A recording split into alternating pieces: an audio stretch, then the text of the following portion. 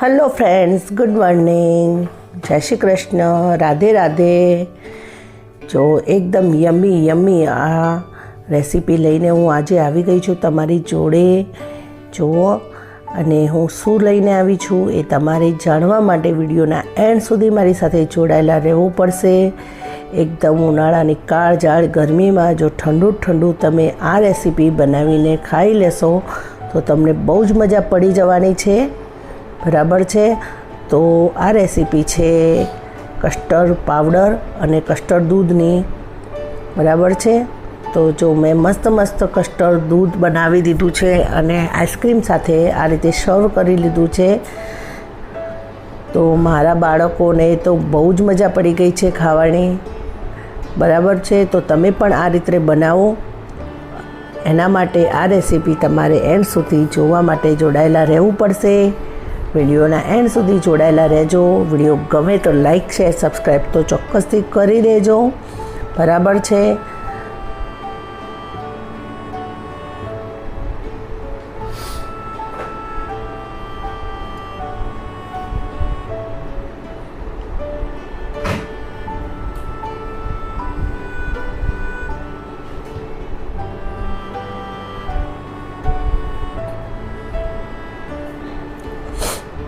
જો કસ્ટર્ડ પાવડરવાળું દૂધ બનાવવા માટે મેં સૌપ્રથમ લઈ લીધો છે અહીંયા માયકાનો કસ્ટર્ડ પાવડર, મેંગો ફ્લેવરનો, એકદમ વેજીટેરિયન છે.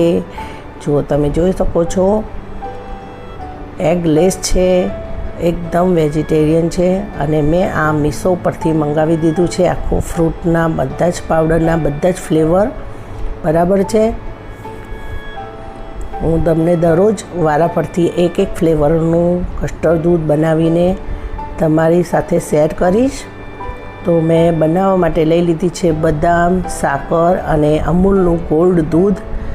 બરાબર છે. તો સૌપ્રથમ આપણે બધું દૂધ અહીંયા એક પાત્રમાં કાઢી નાખીશું અને પછી એમાંથી થોડું દૂધ એક અલગ વાટકીમાં કે તપેલીમાં કાઢીશું આપણે.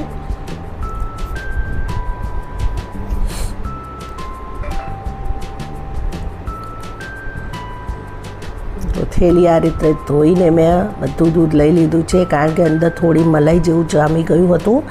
હવે એમાંથી થોડુંક દૂધ આપણે તપેલીમાં અલગ કાઢીશું અને બાકીના દૂધમાં સાકર નાખીને ગરમ કરવા મૂકી દઈશું.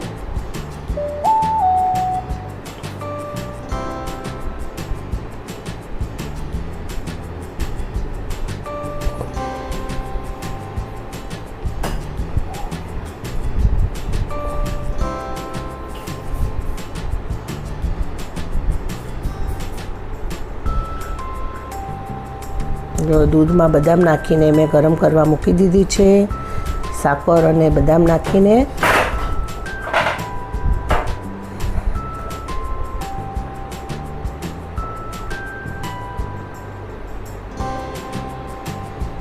ગેસનું બર્નર થોડું આખું પાછું થઈ ગયું હતું એટલે ચાલુ નહોતું થતું.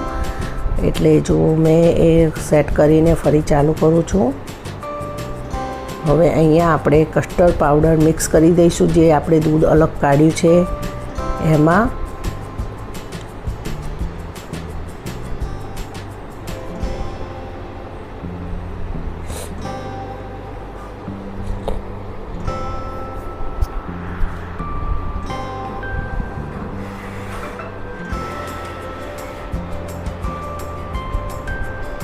તો કોથળીને મેં સરસ રીતે કાતરથી કાપી દીધી છે. હવે અહીંયાથી આપણે 2 ચમચી જેટલો કસ્ટર્ડ પાવડર લેવાનો છે અને એની સરસ સ્મૂધ પેસ્ટ બનાવી દેવાની છે. એકદમ બિલકુલ પણ એની અંદર ગાંઠો ન રહેવી જોઈએ એ રીતે આપણે એની અંદર સારું મિક્સ કરી દેવાની છે. અને કસ્ટર્ડ પાવડરને એકદમ સરસ પેસ્ટ બનાવી દેવાની છે.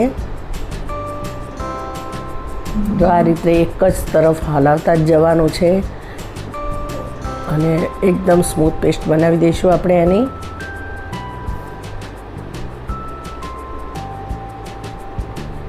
જો તમે જોઈ શકો છો, એકદમ સરસ મિક્સ થઈ ગયું છે. હવે આપણે જે દૂધ ગરમ થઈ ગયું છે સરસ ઉકળીને, એની અંદર આપણે આ દૂધને કસ્ટર્ડ પાવડરવાળા મિક્સ પેસ્ટને આપણે એડ કરીશું.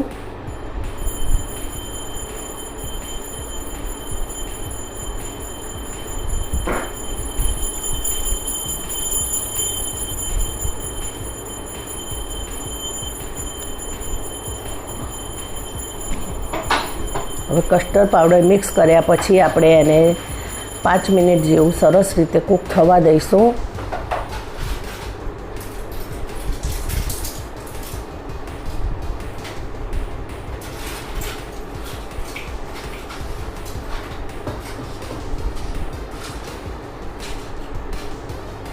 એ 5 મિનિટ સુધી આપણે સરસ રીતે આ રીતે કૂક થવા દઈશું એટલે કસ્ટર્ડ પાવડર એકદમ સરસ રીતે મસ્ત કૂક થઈ જશે, એટલે એની કચાશ રહેશે નહીં અને પાવડરની ફ્લેવર મોઢામાં આવશે નહીં, કાચા પાવડરની ફ્લેવર.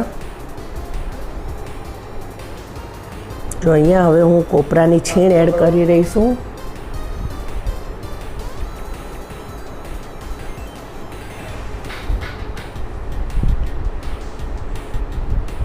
કોપરાની છીણ નાખવાથી પણ એકદમ મસ્ત ફ્લેવરનો ટેસ્ટ આવશે અને બહુ સરસ આ કસ્ટર્ડ દૂધ તૈયાર થશે. પછી આ કસ્ટર્ડ દૂધને આપણે એકદમ ઘાટું થવા દેવાનું છે અને પછી ગેસની ફ્લેમ બંધ કરીને ઠંડુ થવા દેવાનું છે. ઠંડુ થઈ જાય એટલે એને ફ્રીજમાં મૂકી દેવાનું છે એકદમ ચિલ્ડ થવા માટે. બરાબર છે. જો આ રીતે આપણે એને હલાવતા રહેવાનું છે, નહીંતર કસ્ટર્ડ પાવડર નીચે બેસી જશે અને એ દાટશે. બરાબર છે.